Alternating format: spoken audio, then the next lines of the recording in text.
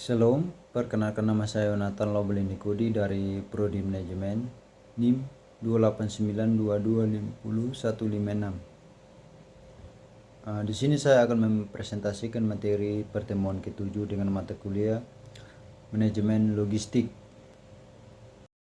Saya akan memulai dari slide awal, unsur-unsur yang terlibat dalam logistik. Yang pertama, tujuan instruksional khusus. Setelah membaca dan mempelajari bab ini, diharapkan para mahasiswa mampu memahami dengan baik tentang yang pertama, pihak ketiga dalam mode transportasi. Kedua, perencanaan transportasi intermoda. Ketiga, keuangan pendukung kegiatan logistik. Keempat, mampu menjawab soal-soal yang diberikan dengan baik. Transportasi merupakan sebuah sistem yang mendukung keterkaitan yang kompleks antara lokasi, jaringan, dan kebutuhan transportasi. Transportasi berperan dalam proses pemindahan barang di antara pihak-pihak dalam rantai pasok yang akan mempengaruhi sediaan fasilitas, tingkat efisiensi, dan respon organisasi terhadap pemenuhan kebutuhan konsumen. Yang pertama, pihak ketiga dalam moda transportasi. Perdagangan bebas antar negara pun mendorong semakin derasnya aliran barang, moda transportasi manusia, modal, dan informasi. Hal ini berperan besar dalam meningkatkan besaran kebutuhan transportasi. Kebanyakan perusahaan transportasi bersaing dalam hal biaya, diferensiasi, atau menawarkan berbagai paket pengiriman barang, atau fokus atau konsentrasi pada sebuah daerah atau kawasan. Dengan berkembangnya perdagangan bebas, maka terjadilah konsolidasi ekonomi pasar dan masyarakat. Berikut terdapat dua pihak dalam kegiatan transportasi, yaitu yang pertama, pihak perusahaan penghasil produk yang memerlukan jasa transportasi untuk mengirim ke pasar tujuan. Karena berbagai alasan mereka tidak bisa melakukan pengiriman sendiri sehingga tidak memiliki armada transportasi dan disebut pengirim atau shipper. Kedua, pihak perusahaan jasa transportasi yang mengangkut produk milik shipper disebut carrier. Lanjut, pihak ketiga atau third parties adalah perusahaan jasa yang berfungsi memenuhi kebutuhan angkut pihak shippers, di mana pihak shipper tidak memiliki armada karena jasa angkutan bukan merupakan bisnis inti atau dengan alasan lainnya dalam menjalankan kegiatannya. Pihak ketiga atau third parties mirip dengan saluran perantara yang menghubungkan antara pemilik barang atau shippers dengan perusahaan pengangkut atau karir. Perusahaan pihak ketiga tidak memiliki kelengkapan transportasi, tapi mereka memiliki informasi lengkap tentang beberapa perusahaan transporter mitranya sehingga kebutuhan pihak shipper dapat dipenuhi. Berikut ada beberapa tipe perusahaan transportasi pihak ketiga meliputi, yaitu pertama, perantara transportasi atau brokers. Kedua, jasa titipan atau freight forwarders. Tiga, asosiasi para shippers. Keempat, pemasaran intermoda atau shippers agent. Yang terakhir, penyedia jasa logistik pihak ketiga atau logistik service providers. A. Perantara atau broker. Transportasi perusahaan yang melayani perusahaan shippers dan perusahaan shippers dengan menata dan mengkoordinasikan semua yang diperlukan untuk transportasi produk dari perusahaan karir didapat dari persentase pendapatan karir sebagai biaya atas jasa yang diberikan shippers ke karir. Jika suatu perusahaan shippers tidak memiliki departemen transportasi khusus dalam struktur organisasinya, bisa menggunakan jasa perantara atau broker untuk melakukan negosiasi, mengatur pengiriman, dan melakukan semua yang tidak bisa dilakukan shippers karena keterbatasan personal atau sumber daya lainnya. B. Jasa titipan atau freight forwarder. Perusahaan yang khusus melakukan jasa pengiriman dan memiliki armada sendiri dalam rangka menyampaikan barang titipan dari shipper untuk disampaikan kepada pelanggan. Apabila perusahaan shipper tidak melayani pengiriman kepada pelanggan karena alasan tidak ekonomis, maka fungsi transportasi untuk melakukan distribusi fisik dipercayakan pada pihak jasa titipan. Operasi bisnis mereka lebih efisien karena melakukan konsolidasi atas barang-barang yang dititipkan para shippers. Perusahaan jasa titipan bisa diklasifikasikan domestik atau internasional tergantung spesialisasi yang dimilikinya. Jika mereka melakukan pengiriman internasional, perusahaan jasa titipan sekaligus melayani pelayan dokumentasi. C.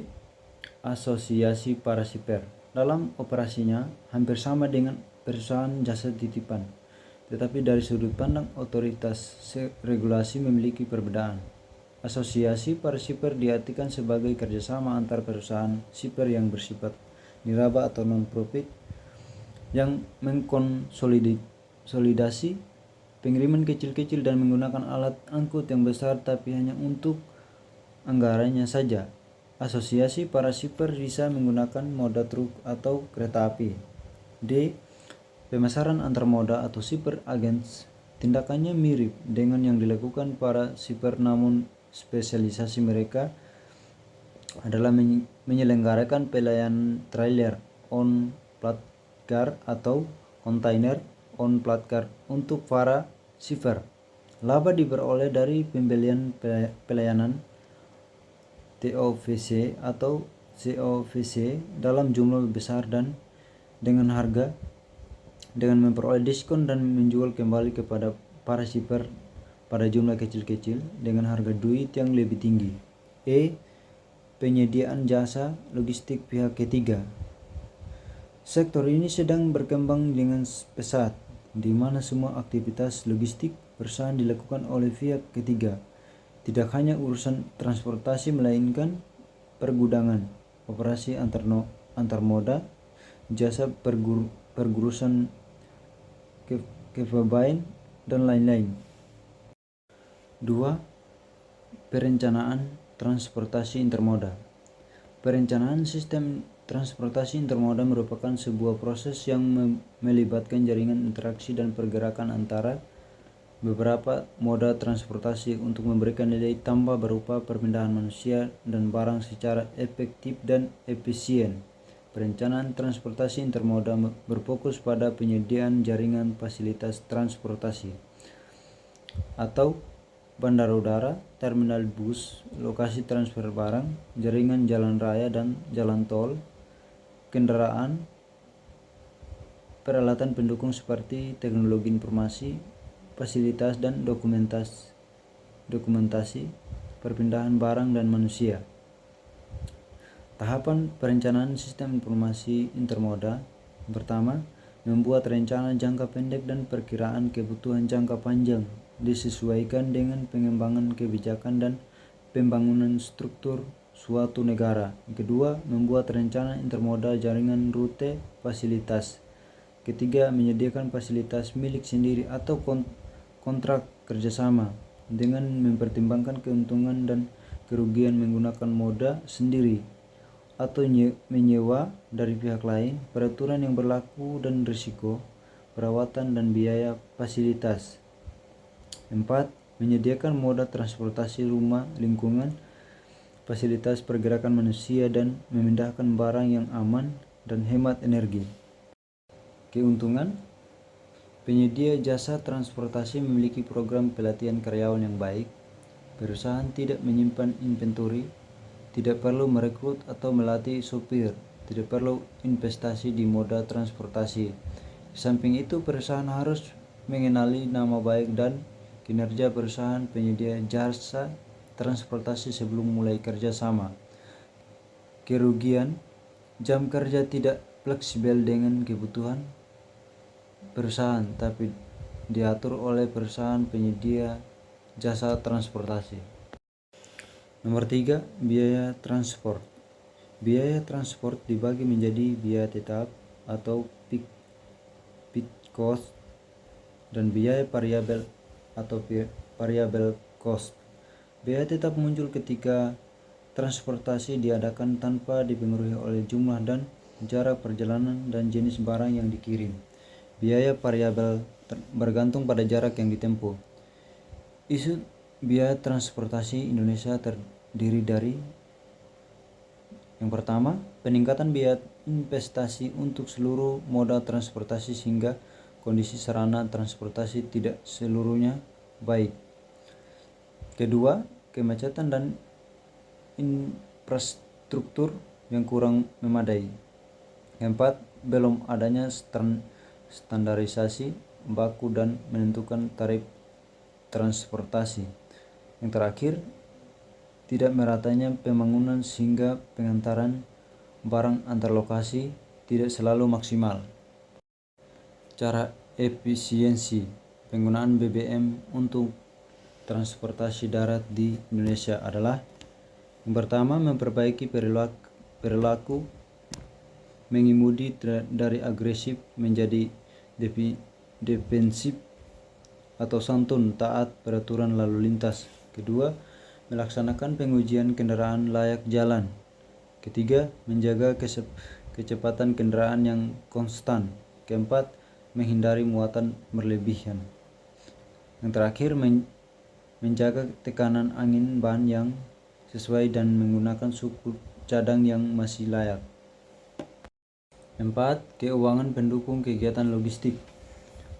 Anggaran keuangan yang tidak direncanakan dengan baik akan mengganggu kegiatan logistik dan pada akhirnya akan mengganggu solvabilitas dan likuiditas perusahaan. Dari sudut pandang pengendalian pembiayaan dapat dibagi menjadi dua, yaitu biaya teknis dan biaya kebijakan.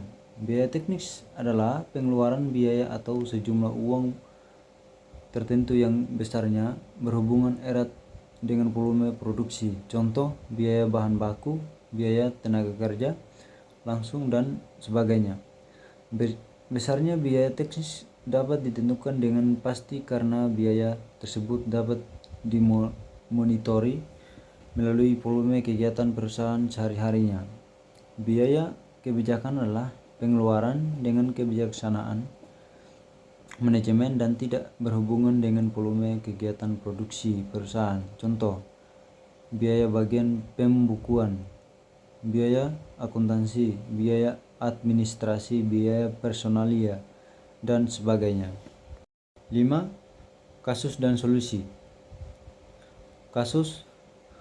Kawasan Asia Tenggara merupakan kawasan perekonomian yang sangat strategis. Di kawasan ini setidaknya terdapat beberapa jalur pelayaran internasional yang cukup penting seperti Selat Melaka.